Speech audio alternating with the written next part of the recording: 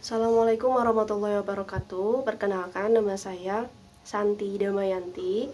Saya salah satu mahasiswi dari jurusan Bahasa dan Sastra Inggris di UIN Sunan Gunung Jati Bandung. Pada kesempatan kali ini, saya akan menyampaikan kembali apa yang saya pahami dari video yang diberikan oleh dosen saya, yaitu Bapak Hanan, untuk mata kuliah sosiolinguistik. Video ini merupakan pemaparan tentang apa itu sosiolinguistik, ya judul videonya juga What is Sociolinguistic, yang disampaikan oleh Anthony Fim. Anthony Fim merupakan salah satu sarjana di mana dia bergelut di bidang bahasa gitu, karena beliau mempunyai karya terjemahan yang sangat luar biasa yang sudah dikenal di berbagai macam negara gitu. Kita langsung saja. Video tersebut menyampaikan what is sociolinguistic. Yang menarik bagi saya adalah cara penyampaian beliau, cara penyampaian Anthony Fim tidak langsung menyampaikan apa itu pengertian dari sosiolinguistik, tetapi Anthony Fim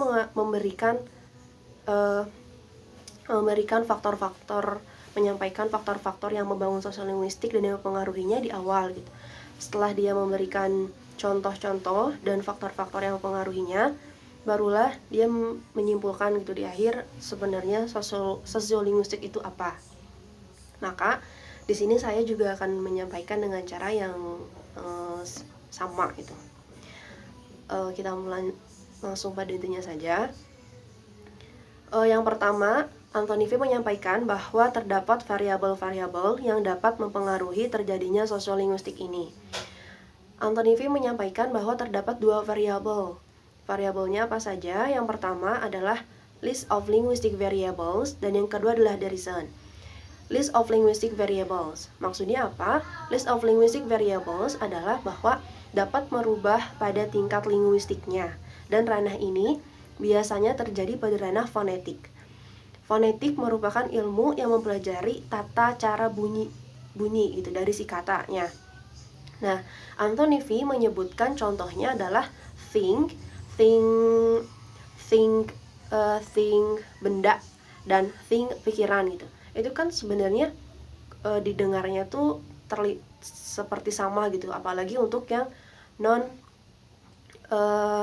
pengguna bahasa Inggrisnya gitu, mungkin terdengar seperti sama gitu, padahal itu merupakan dua kata yang memiliki pengertian berbeda gitu, bahkan sangat jauh, namun terdengar seperti sama itu. Itulah ranah fonetik. Lalu variabel yang kedua adalah derision. Derision di sini adalah alasan mengapa penutur atau masyarakat menggunakan bahasa tersebut. Nah, di mana Anthony Fim menyampaikan bahwa derision di sini adalah yang nantinya mempengaruhi atau berkaitan dengan social variables. Setelah ada dua variables yang mempengaruhi sosiolinguistik, Anthony Fim juga menyampaikan bahwa terdapat social variables. Social variables merupakan variabel-variabel yang terdapat di sosial atau di masyarakat. Social variables ini dapat dipengaruhi oleh beberapa faktor.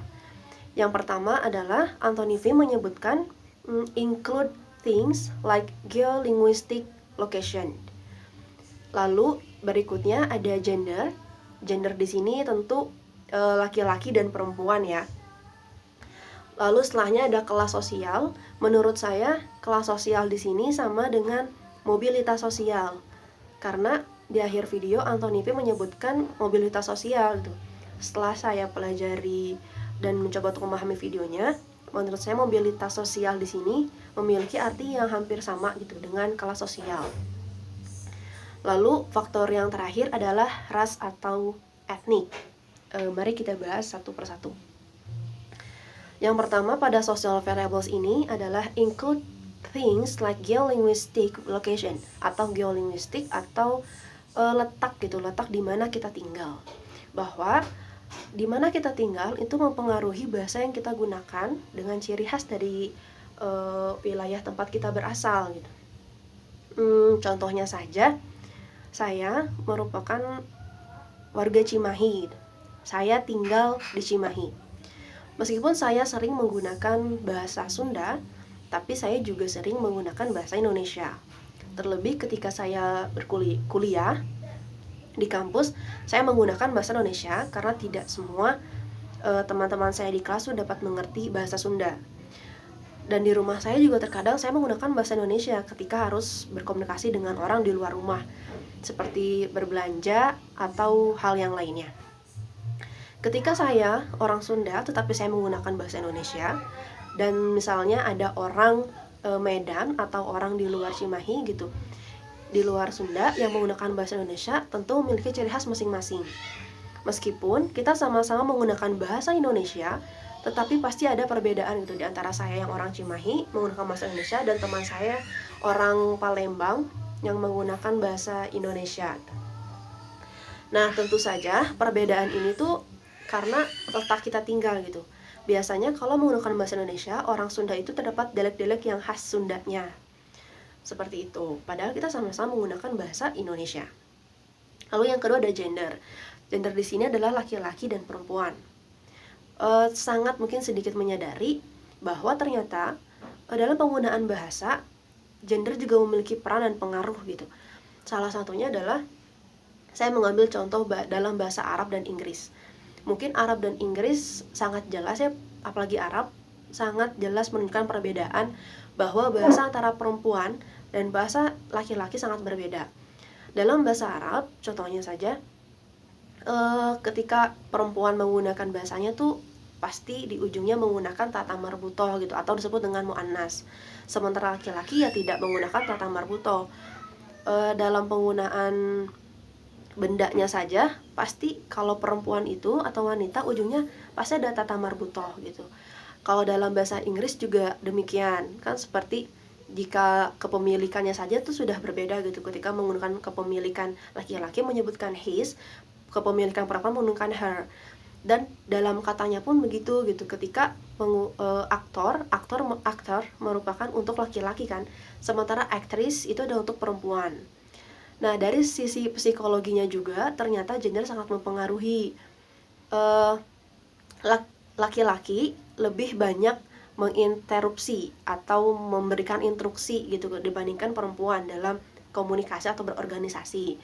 Karena mereka ini, laki-laki ini merasa memiliki hak yang lebih besar gitu dibandingkan dibandingkan perempuan. Nah, betapa gender juga mempengaruhi dalam penggunaan bahasa sehari-hari. Faktor berikutnya adalah kelas sosial. Mungkin kelas sosial sangat menonjol. Kelas sosial di sini adalah tentu kelas kita di masyarakat gitu. Orang yang berpendidikan tentu akan berbeda penggunaan bahasanya dengan orang yang tidak berpendidikan gitu. Maksudnya berpendidikan di sini adalah orang yang menginjak bangku sekolah formal ya. Apalagi orang yang sekolahnya tuh sampai tingkat yang sangat tinggi gitu, seperti profesor. Biasanya bahasa yang mereka gunakan tuh lebih tertata, lebih rapi gitu, lebih tertata gitu dibandingkan orang-orang yang tidak berpendidikan gitu. Orang yang berpendidikan karena mereka sekolah, jadi mereka lebih sering mendengar kata-kata yang formal, yang baik dari bacaannya, dari proses belajarnya. Sementara yang tidak berpendidikan, kebanyakan mereka bisa berbahasa pun karena mereka mendengarkan, karena mereka menirukan, bukan karena proses belajar. Seperti itu. Faktor berikutnya adalah ras atau etnik. Ras atau etnik hampir mirip dengan tadi geolinguistic location. Kadang juga setiap di wilayah itu memiliki ciri khas masing-masing itu, seperti dialek, nada bicaranya itu kan berbeda gitu. Jadi kadang mempengaruhi gitu. Kadang ketika misalnya orang pedalaman menggunakan bahasa Indonesia, kadang kita tidak memahami gitu orang yang perkotaan, karena dialek yang digunakan berbeda dengan kita yang sehari-hari menggunakan gitu dengan orang di perkotaan. Selanjutnya, setelah social variables, Anthony Fim juga menyebutkan ada istilah domain. Apa itu domain? Domain merupakan reverse to the variation institutions that we have where variation tend to come together. Maksudnya bahwa domain ini merupakan suatu istilah atau penyebutan terhadap hal yang merujuk pada berbagai institusi yang kita dimiliki, di mana varian itu cenderung sama. Anthony Fim menyebutkan bahwa Dia memberikan contohnya adalah seperti intimate family, di dalam rumah kita menggunakan bahasa gitu. Yang saya tanggap di sini adalah intimate family di sini. Terkadang orang atau bahkan saya gitu mempunyai teman atau sahabat yang sudah sangat dekat, kadang kita memiliki bahasa-bahasa yang hanya kita mengerti, yang hanya ya saya dan teman saya mengerti, bahkan kita menggunakan istilah-istilah yang orang lain nggak ngerti gitu. Maka ketika kita menggunakan istilah itu kepada orang yang tidak dekat dengan saya, biasanya orang di luar yang tidak dekat dengan saya itu akan protes karena mereka tidak mengerti gitu apa yang saya sampaikan. Nah, selain itu, dari contoh tersebut juga saya menyebutkan bahwa varian di sini itu adalah bukan hanya sekedar rumah atau hanya sekedar intimate family, orang yang dekat saja. Karena kayak sebutan komunitas gitu atau sebutan yang memiliki ruang yang sama gitu. Seperti misalnya dalam hal pendidikan. Institusi pendidikan tentu memiliki istilah-istilah yang hanya dimengerti oleh orang-orang yang terjun di bidang pendidikan itu sendiri. Ketika mereka menggunakan istilah-istilah di dalam pendidikan di luar kepada orang yang tidak ada di institusi itu, maka pasti tidak akan mengerti gitu, tidak akan ada komunikasi yang selaras gitu. Selain itu juga contohnya dalam dunia medis. Dalam dunia medis kita ketahui banyak sekali istilah-istilah yang hanya diketahui oleh orang-orang yang terjun di dunia medis saja. Ketika istilah-istilah medis digunakan, diterapkan dalam komunikasi dengan orang di luar non-medis, tentu orang di luar non-medis tidak akan mengerti apa yang disampaikan oleh orang-orang yang berkecimpung di dunia medis. Seperti itu. Nah, lalu setelah domain, Anthony Fim juga menyebutkan bahwa the social variables could be anything they can be performance related. Bahwa variabel sosial itu dapat berupa apa saja yang terkait dengan kinerja. Kinerja di sini saya mengartikan bahwa tentang kita gitu selaku penutur. Dia juga menyebutkan bahwa bahasa yang digunakan orang yang sedang marah tentu berbeda dengan orang yang sedang senang gitu atau sedang baik-baik aja. Dan saya juga sepakat akan hal ini karena ketika orang yang marah tentu bahasa yang digunakan tuh akan berbeda gitu. Di samping bahasanya, ekspresi, gestur tubuhnya juga akan menunjukkan hal yang berbeda ketika dia tidak sedang marah. Nah, begitupun ketika dia sedang senang atau happy, dia menunjukkan bahasa yang cenderung konotasi memiliki positif dan tidak mencela gitu ketika happy. Kadang juga malah membuat lingkungannya juga menjadi ikutan happy gitu karena apa yang dia sampaikan, aura yang dia keluarkan, gestur tubuh yang dia lakukan, karena menunjukkan dia sedang happy gitu. Bahkan Anthony Fim menyebutkan contoh lain, ketika orang-orang yang sedang mabuk, kan mabuk satu berarti mengkonsumsi alkoholnya secara berlebih ya, sampai kadang bisa menghilangkan kesadaran gitu. Nah, ketika orang yang sedang mabuk itu, bahasa yang digunakan itu pasti berbeda dan sangat mempengaruhi terhadap kinerja kerjanya gitu. Bahkan orang yang mabuk kan tidak bisa bekerja karena kesadarannya hilang, dan bahasa yang digunakan bahasa yang terlintas aja. Kadang mungkin ketika sadar dia bahkan tidak ingat sebenarnya apa yang dia katakan, apa yang dilakukan ketika dia mabuk. Maka karena itu ini sangat berpengaruh terhadap kita selaku penutur gitu. Mungkin ini menurut saya juga ini ada pengaruhnya juga dari faktor psikologi kita selaku penutur juga. Nah, selanjutnya Anthony Fim juga menyebutkan bahwa terdapat perbedaan antara penutur Inggris. Kita kan tahu penutur Inggris itu bukan hanya di Amerika saja gitu. Penutur Inggris itu ada juga di Amerika, ada langsung di United Kingdom, dan juga ada di Australia. Ternyata penggunaan Inggris dari 3 negara ini juga berbeda-beda. Nah, penggunaan bahasa Inggris di Amerika juga memiliki hal yang sangat dipengaruhi oleh letak demografinya. Apakah tinggal di perkotaan atau di pedalaman. Orang yang di perkotaan menggunakan bahasa Inggrisnya berbeda dengan orang yang di pedalaman. Itu hal yang mempengaruhi penggunaan bahasa Inggris di Amerika. Berbeda halnya dengan di United Kingdom, bahwa penggunaan bahasa Inggris di United Kingdom ini dipengaruhi oleh perbedaan kelas sosial. Karena Anthony Fim menyebutkan bahwa British is high class gitu. Nah, jadi di sana itu perbedaan kelas sosial justru yang mempengaruhi cara penggunaan bahasa Inggrisnya.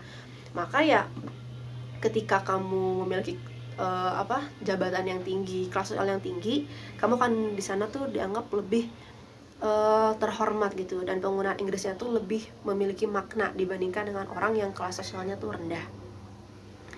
Selain itu, sosiolinguistik juga berkembang sesuai dengan lingkungan sosial dan problematika sosial yang berbeda. Ini relate ya dengan yang saya sampaikan sebelumnya gitu. Nah, lalu Anthony Pym juga menyampaikan, dia memberikan seperti analogi gitu, contoh. Dia ini kan kalau tidak salah tuh tinggal di Spanyol gitu, atau mengajar di suatu universitas di Spanyol gitu. Dia memberikan contoh bahwa ketika misalnya kita pergi ke supermarket gitu atau ke toko, nah terus kita menggunakan bahasa Catalan. Catalan merupakan salah satu bahasa yang berasal dari bahasa Latin. Bahasa Latin itu banyak sebenarnya, selain Catalan itu ada Spanyol juga, ada Paris juga gitu, menggunakan bahasa ya dari Latin. Nah, lalu ketika kita menggunakan bahasa Catalan ke satu toko, nah ketika si penjaga toko kan pasti ada komunikasi ya yang berjalan di sana. Ketika penjaga toko menjawab menggunakan bahasa Catalan, maka itu tidak masalah gitu. Nah, namun ketika penjaga toko menjawab respons kita si penutur Catalan dengan menggunakan bahasa Inggris, maka tentu dia ada berbagai faktor kenapa dia memilih untuk menjawab dengan menggunakan bahasa Inggris. Padahal sebenarnya dia mengerti apa yang kita sampaikan gitu. Nah, ketika si penjaga toko memberikan ujaran dengan menggunakan bahasa Inggris, maka di sini terjadilah code switching atau perubahan gitu.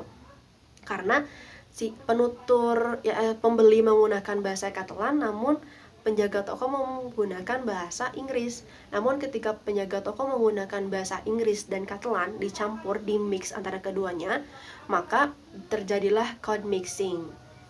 Ini juga kan merupakan salah satu fenomena sosial, dan bahasa juga ada di dalamnya. Nah, ini merupakan salah satu contoh kajian dari sosiolinguistik, code switching dan code mixing. Dan masih banyak hal yang dibahas di sosiolinguistik, seperti diglosia, dialek, terus penggunaan bahasa berdasarkan gender. Nah, jika diperhatikan, kajian-kajian dalam sosiolinguistik sangat berhubungan erat dengan fenomena sehari-hari. Kenapa? Karena sosiolinguistik merupakan suatu ilmu kajian gitu, terapan linguistik yang mempelajari bagaimana bahasa digunakan atau bahasa ditimbulkan dari fenomena-fenomena sosial. Maka tak heran, contoh-contoh yang saya paparkan sebelumnya sangat berhubungan erat dengan kehidupan kita sehari-hari, seperti tadi penjaga toko yang memberikan bahasa yang berbeda dengan pembeli gitu.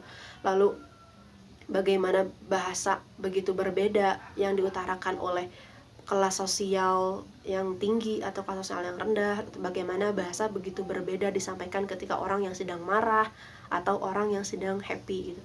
Karena di sanalah ranah sosiolinguistik gitu, dimana mempelajari tentang bahasa yang dihasilkan, dan bahasa yang sangat erat kaitannya dengan kehidupan sehari-hari gitu, dengan aspek sosial.